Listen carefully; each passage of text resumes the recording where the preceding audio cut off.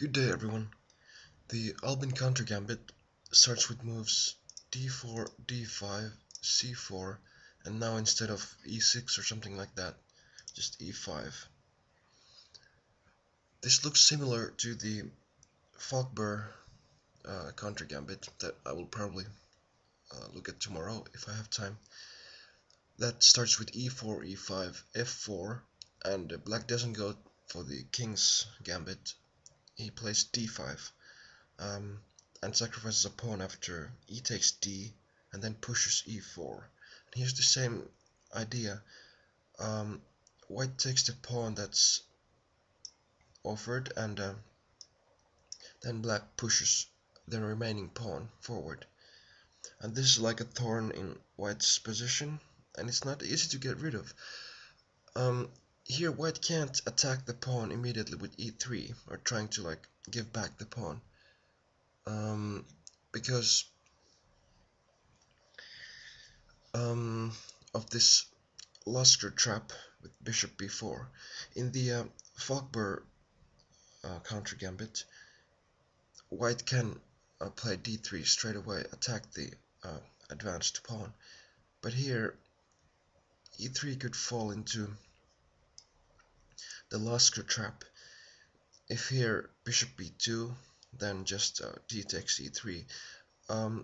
Knight d2 is probably better. And here still d takes e, and now white has to take on e3 with the f pawn, which is something that he doesn't want to do because the knight is now pinned and it's threatened by the pawn. So here black can play queen h4 check, and if g3, then queen e4, then maybe knight f3,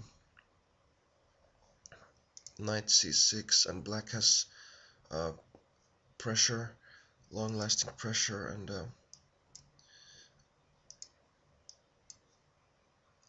it's slightly, or it's a clear advantage for black.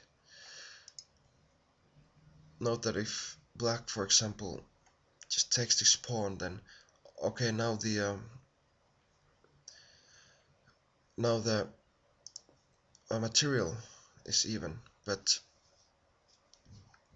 then white can just play queen e2 and the position simplifies itself and white is like out of trouble. So black should try to find out more tactical shots and keep the pressure on white. So what if white plays bishop d2, then still d takes e3, and here f takes e3 is still best, and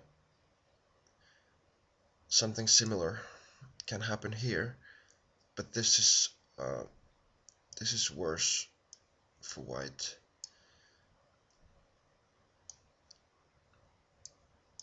Or actually, no, this is quite equal.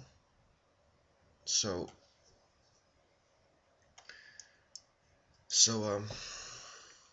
in this d2 variation, perhaps bishop d2 is better than knight d2, but then you have to play f takes e3, and you might get out of trouble. But if you take this bishop, then bad things can happen because black's gonna take the f pawn. White king has to go to e2 because he has to guard the queen, and here black takes on g1.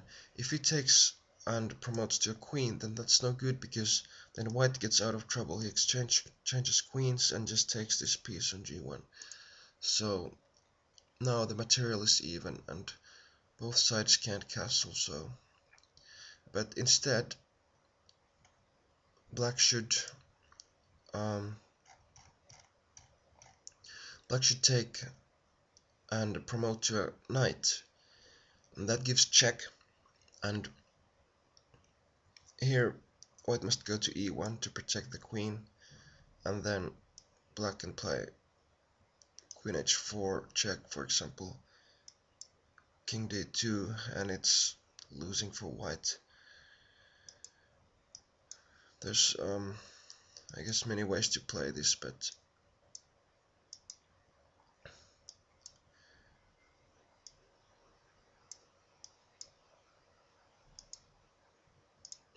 it's just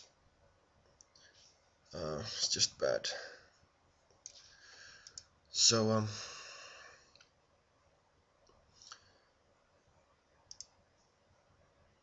those are some of the reasons why white doesn't want to play e3 immediately. Maybe later. And the Spassky variation here is e4,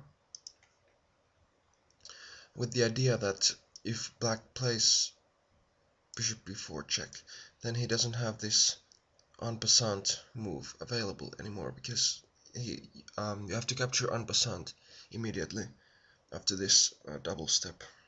So that's why there's no d takes e. And the main line here continues knight f3, knight c6, and here white has some options: a3, knight d2, g3, and the best seems to be just g3, developing, fianchettoing this king's bishop, and then playing knight d2.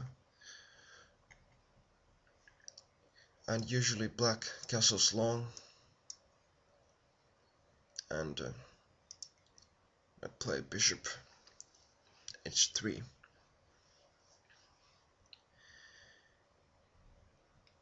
So yeah, this is not a very common opening, but perhaps this is a good way to maybe refute it, if you can call this a refutation. Notice how this pawn is not very dangerous right now. It can't advance, and it's more likely to be a target. White can play maybe a3, b4, knight b3,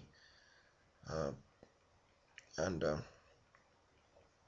just start a queenside attack, whereas white's king is a little bit safer due to this fianchettoed bishop.